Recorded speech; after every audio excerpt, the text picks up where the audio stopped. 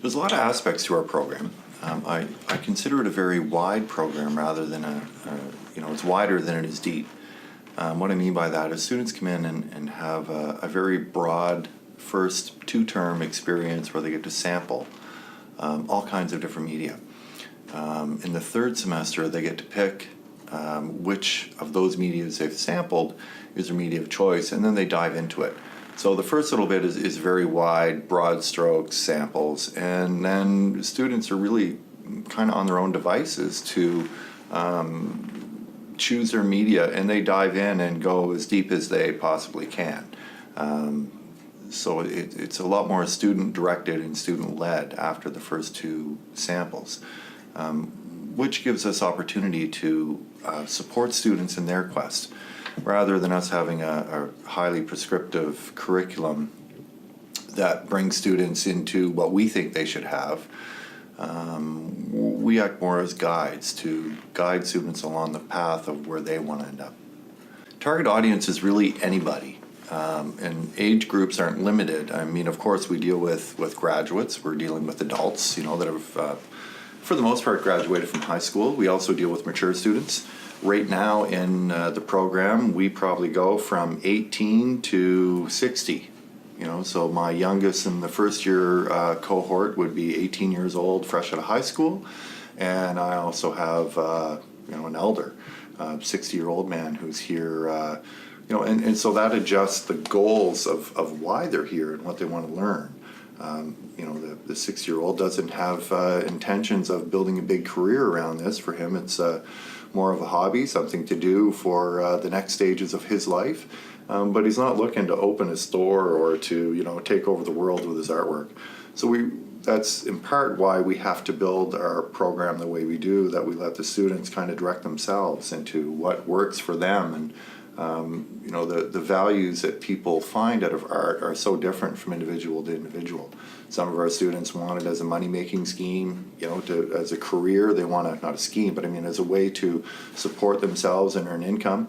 Others see it as a way to gain value in community. Some are just looking for that community connection. They want to hold on to these traditional skills and ancestral knowledge so that they have it to pass on to their kids. So some of it is archiving this very fragile culture that's being assimilated and evaporating. Language and art is evaporating before our eyes. So to be able to preserve that. So some of it is for that, and some of it is for economy, and some of it is for social. And there's a whole variety of reasons why students come to this program, and we have to be able to allow them to work hard and put the study in so that they can meet their needs and why they're here. Because our program is so wide, I guess the aim would be to support students in their pursuit of gaining ancestral knowledge in Aboriginal art. And for some of them it's that. I guess for another group it might be to root their contemporary art in ancestral knowledge. So they might want to come get all the foundations here and then move into a more modern contemporary media or art form, but to have these teachings as the foundation for their creations. We do what we think is best. That others think this is the best, I think is a great idea. I think I'm flattered, I'm humbled. Do I think it's the best? I see that there's always room for growth. I think we're doing a good job. We've got a good group here. We're having a lot of fun as we work. I think that's important.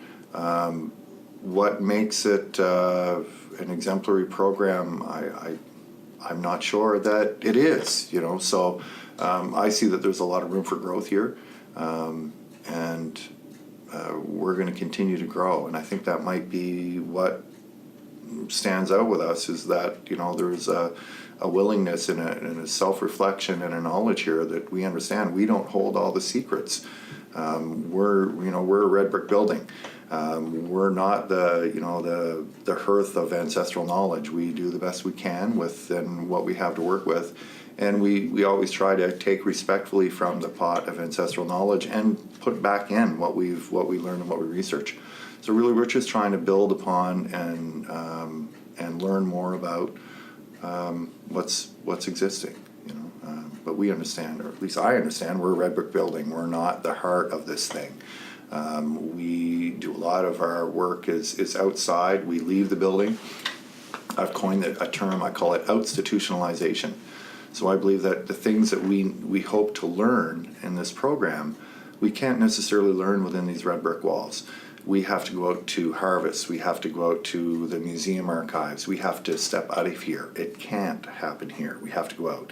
And we also have to bring visiting artists and the practicing artists that are out in communities, out in the, in the powwow trail or wherever they are, to come in and, to bring that real world experience into us.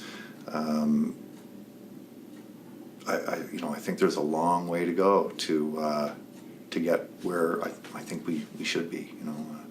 I like to consider it kind of a community program. I like to have people in.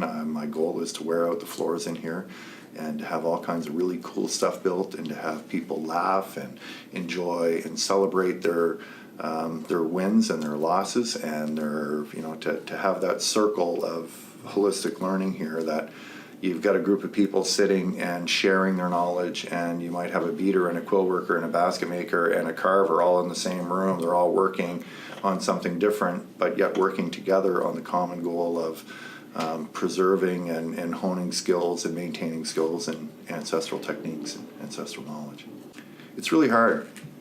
There's many different ways to value art and artists, and how do we, is it about solely about making widgets? And the answer to that has to be no. It's not about the things that we create here.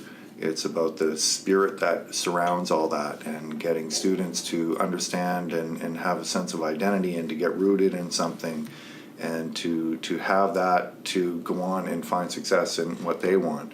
How do we measure the success of the program? Well, for me, if people are here and the room is full and the seats are full and the people are here and they're participating and they're all working to their potential, we're a success. Where that potential leads is not in my control, nor should it be under my thumb to try to control. So it's the success of the program is it's hard to measure in a way. If the students are here and the process is happening, that's all we can be accountable for. What they do with the art out there, whether they think it's successful or not, is really that's outside of our wheelhouse. That style in my experience, gets better results with Indigenous students.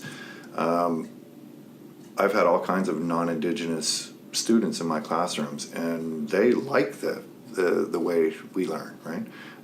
And for the record, I'm not Indigenous. I've been teaching and working with Indigenous communities and acculturizing programs and working in it for a long, long time. I've adopted those teaching practices. I prefer to learn like that. I go back into a Western classroom and I feel out of place. It doesn't, it feels authoritarian and judgmental, and there's a different relationship between the student and the teachers. And I prefer more open. Although I'm the head instructor here in the program, I also feel like I'm one of the head students, and I'm learning as much from them as I'm teaching them. And we're all learners. We're lifelong learners, and that's maybe part of the difference in the andragogy. I haven't seen any conflict or anything arise, and the non-Indigenous students in my programs thrive. They do well. Often, do top of the class kind of work. I mean, that's a loaded question in some ways. Is it the education of an Indigenous person, which can go from A to Z in all subject matters that don't have to include Indigenous knowledge? They can be knowledge from any of this. The globe is a very knowledgeable place. Education of an Indigenous person should include any information and from any culture that they're interested in. Indigenous, if you're looking at how to teach or what should be taught, there's no answer for that. It depends on the interest of the individual Aboriginal person as to what they hope to learn. If you're looking at it from a point of view of Aboriginal education as what's different between the andragogy or how Aboriginal education is presented, there's a different teaching style. And it's hard to put into words as to what the differences are. It's an approach to, it's a teaching style that's different. It's a different relationship between student and teacher. It's a different relationship among the students, and how it's maybe a little more holistic, a little more self-directed, a little more understanding of the student's life outside of the school and their community commitments and how that might impact their schooling and education, and how we are not the most central thing in their life. They have lives, they have families, they have children, they have communities, they have whatever else going on, and we can't expect them to drop all that and to come here for 2 years and then slink back into the community. They have to maintain their community connections and responsibilities. So an acknowledgement of that, they don't stop the rest of their life to come here, they don't press pause, they still have a life outside of here. And we have to acknowledge that. We have to acknowledge their community responsibilities. There is a sense of obligation that I'm understanding from a lot of students, that they feel obliged and responsible to maintain their community responsibilities. There's a guilt associated with not being there to celebrate with, to mourn with, to participate and have ceremony with their community. They feel a longing to be home when they're here. And that time commitment of them going home for weekends and being pulled into the community to meet their community responsibilities has to be acknowledged at the school level, that that's part of their education and that's part of their way of life, and we can't expect to change that for them to fit into the model of education that is more standard in Western culture. The Truth and Reconciliation report has a statement that says Aboriginal education for First Nations by First Nations. I see that there'll be institutions, or maybe that's the wrong word, places of learning, places of teaching, places of sharing, set up with an Indigenous approach to education. Whether the knowledge they're teaching is Indigenous or not, there's an Indigenous approach to the learning. And I think there's an important distinction. But I see that there will be places, centers, learning lodges, whatever you want to call them, will be set up that will be run by and taught Indigenous teachers, Indigenous philosophy of teaching, a different way of teaching. And I hope that would be open to not just Indigenous students, to people of all ways of life, because I think the Indigenous model of teaching and sharing knowledge is a fantastic way to teach and a fantastic way to learn, and it's a suitable model for other cultures and nationalities and spiritualities as well. So I see that there's a role in leadership of that Indigenous educators can play to change the way education happens a little bit. And I see that there'll be leaders in doing that for all of the community, not just the Indigenous community. Space, and I don't want to say permission, but respecting that there's a different way. And even though that way may not be understood by the powers that be that fund education now, and that want the reports written, that measure and all the measurables, all that gobbledygook, there's got to be a different way to support First Nations to do it the way they know it works best for their community without having to justify those means. So I guess buy-in, support from the educators in general, and understanding that they don't understand how it works and they don't need to understand how it works, just let it be, but it has to be seen on an even playing field as well.